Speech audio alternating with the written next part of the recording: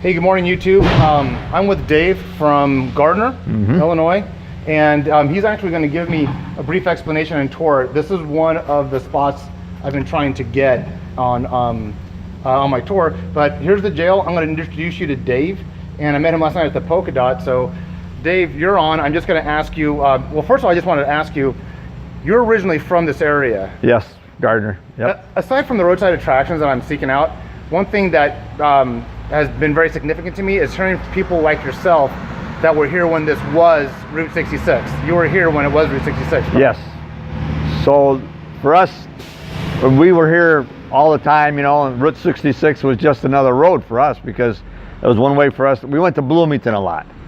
So in order to get to Bloomington, you went on old Route 66 and you had stoplights and everything all the way down to Bloomington.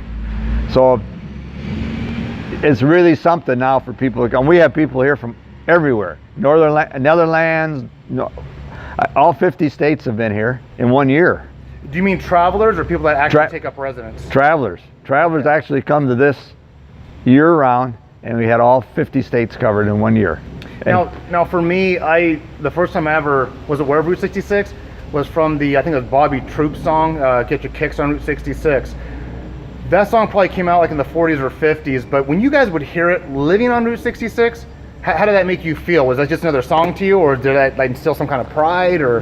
That was just another song, because I guess just because we're so familiar with the area, you know, I think you have more interest if you're not from here.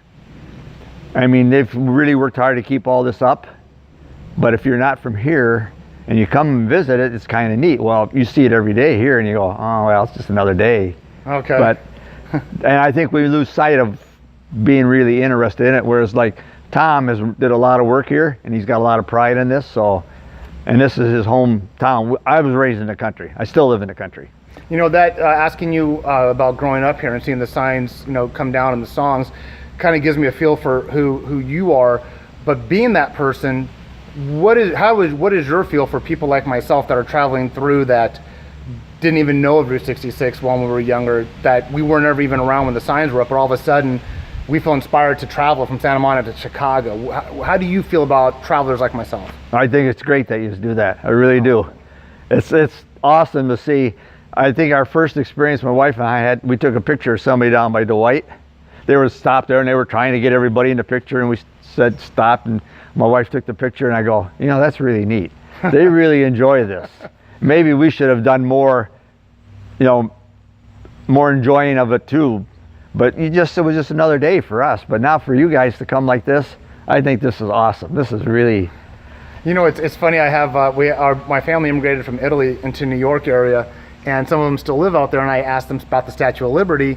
Like, oh yeah, it's over there, but for visiting the Statue of Liberty was a big deal for me, but for them seeing it every day. So I think it becomes a commonplace and maybe a little complacency when we're there all the time. Yep. But I think that's what makes your lifestyle, my lifestyle, so important.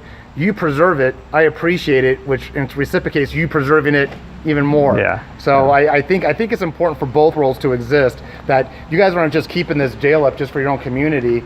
It's for people like myself that say, I want to go see Americana and part of that history. Yeah, you're true, and this is like I said, it's neat for you guys to come through like this. Like last night, stopping the Polka Dot and visiting with you. Yeah. That was great. That was a good finish to our night. We enjoyed it. So we went home. We went home happy as heck that we had somebody to visit with, and somebody different. You know, it isn't the same old. Somebody different, and got another viewpoint, and that's really great. Nice. And I did too. I put it on my YouTube thing this morning about meeting you folks.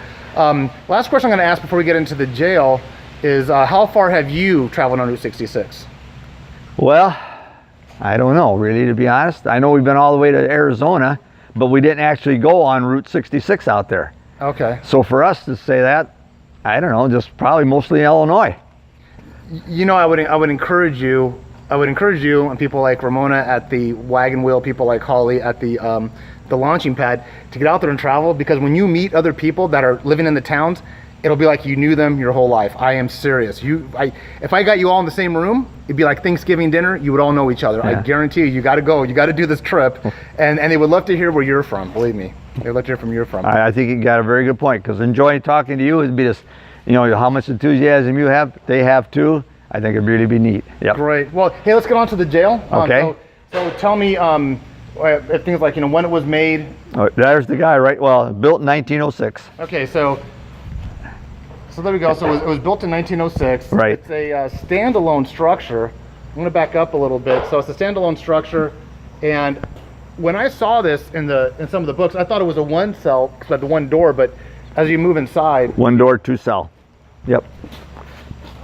Let me get out of the way here. Oh, you can. No, you stay in it, Tom. You're. Go ahead. That's all right. This is spin around the way. Watch your step. So this is Tom. He's been here. How long have you lived in the area, Tom? 81 years. Just a short time. He's a little bit younger than me. 81 years.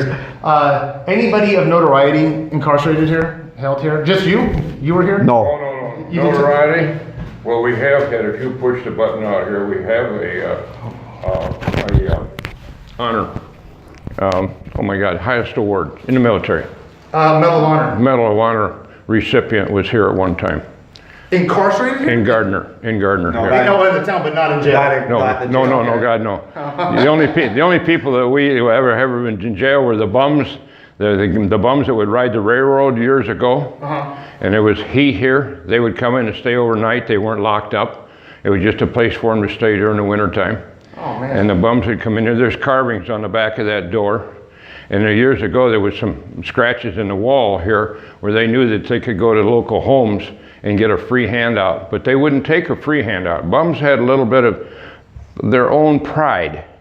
So they would mow your yard, whitewash your fence, clean up the brush, the trees, then we would feed them a meal.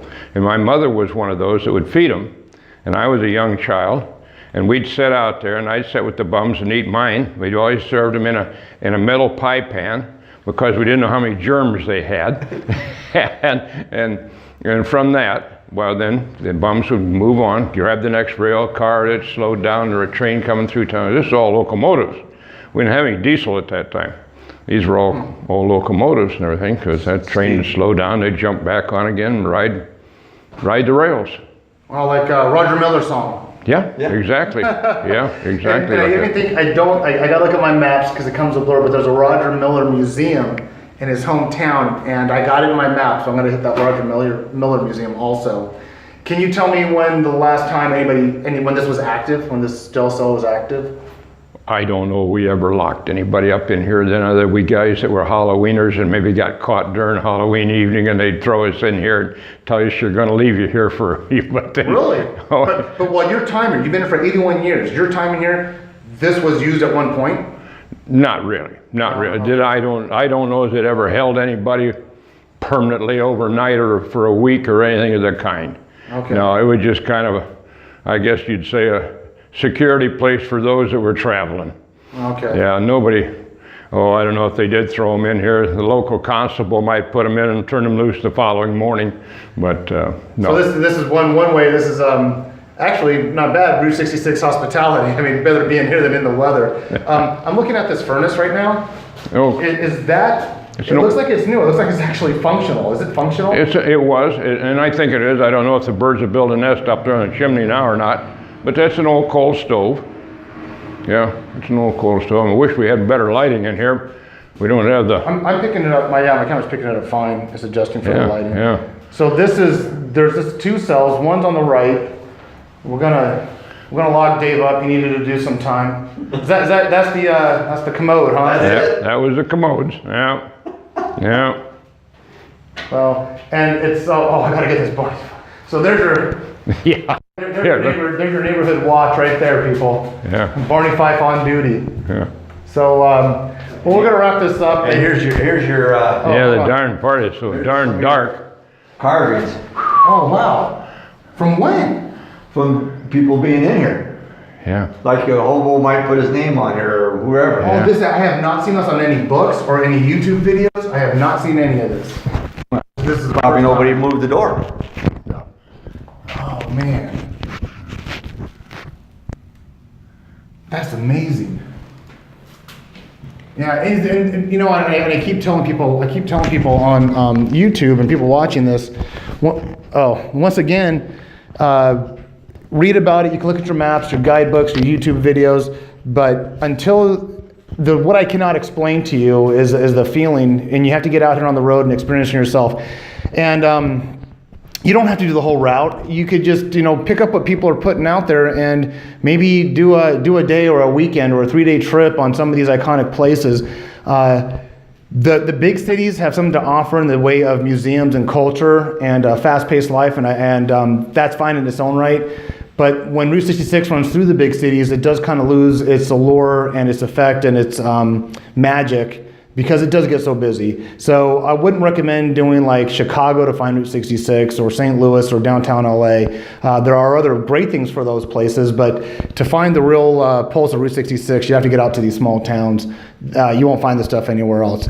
Well, we're gonna wrap up this segment. Actually, Dave just told me that apparently I was going a little bit too fast through town, and when you travel 2,400 miles one way, and now I'm on my return trip, I'm bound to get break the law or get a ticket or two. So I gotta go see what he's talking to me about. Julie, my wife, don't worry about it. I'm sure it's just a traffic violation, or they just want to tell me to slow it down in town. They've been very polite and letting me film, the law enforcement officer outside. He said, hey, when you get wrapped up with that, I need to talk to you about coming through our town. So let me cut this one off for now. I'll call back. I'll get back with you guys, and I'm sure it'll be no problem. All right, like, subscribe. Don't forget, out there, enjoy life and ride. And remember, life's an adventure, and I want you to make your journey a good one.